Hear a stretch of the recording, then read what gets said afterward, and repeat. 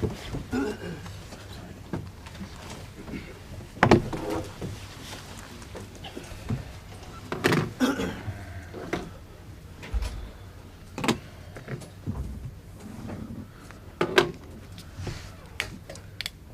with that, Frank? Yeah, 3 points. Should have been more comfortable at the end.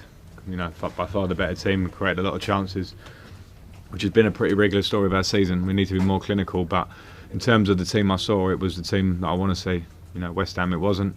Probably the one game this season where we've been below par in the basics, and today was completely the team we want again, and I thought we played really well whole game.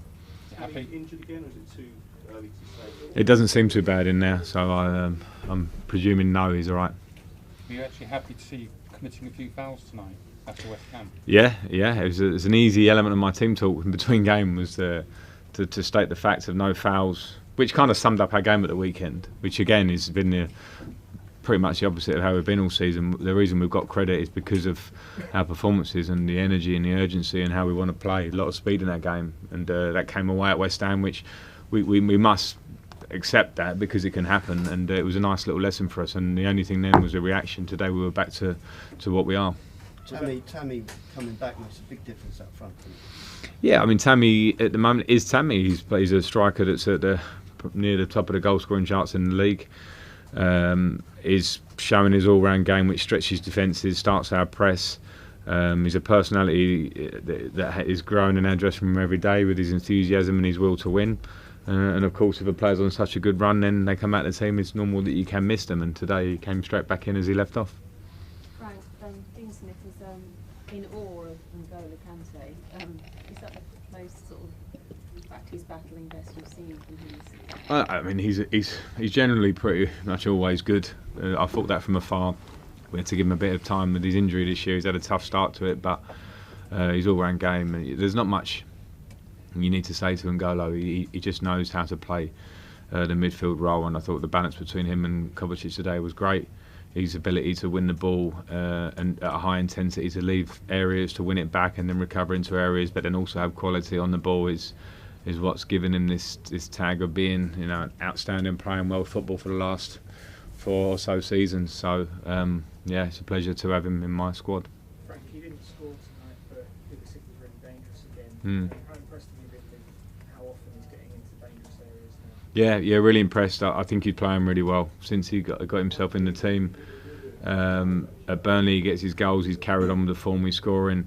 He can score more. I think what we've got a player in Christian is someone that's really exciting us. But when you see this type of player, I think over in the modern days, you see them and you see their quality, and then all of a sudden you see that there's another level, which is goals and absolute assists. And I think he's got all the abilities to go on to that extra level, which is the top level of world football. But at the minute, he's doing really well, and hopefully that'll be the next part of the progression. Frank, it was Mason's first goal for a while. Do you think that was him maybe back to his best after so long without one?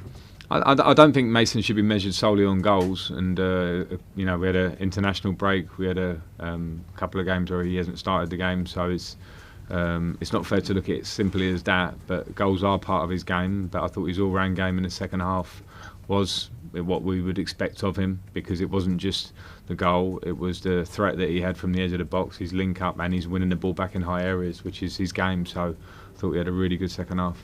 Frank, would you set Tammy a goals target for league goals target for the season, or just such a great start?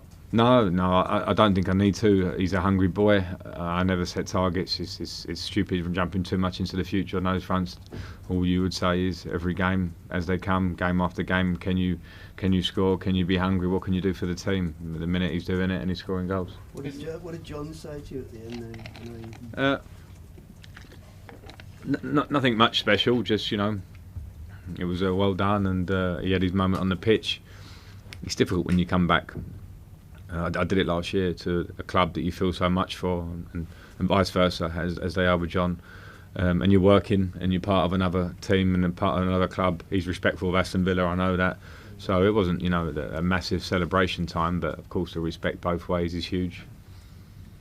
Okay, last two. You're about a third of the way through the season now. How do you assess where Chelsea are compared to what you were hoping for at the start of the season, and what do you still think you need to do at this point? Well, I'm happy, but I want more.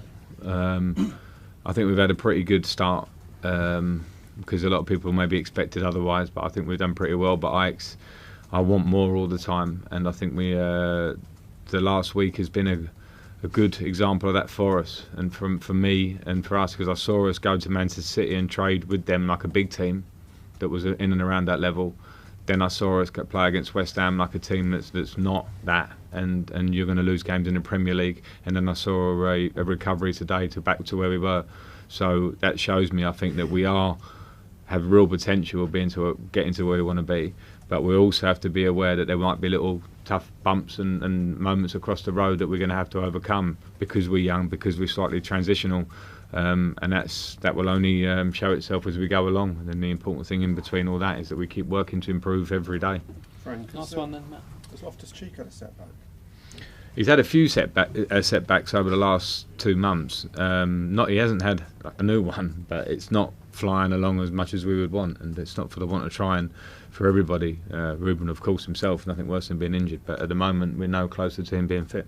Okay, thank when you. you say no closer, where do you even have a time scale? No. on it? No. Okay, thanks a lot, All guys. right, thank you. Cheers. Cheers. Thanks, boss. Cheers, Brian. You all right? Fantastic. Good.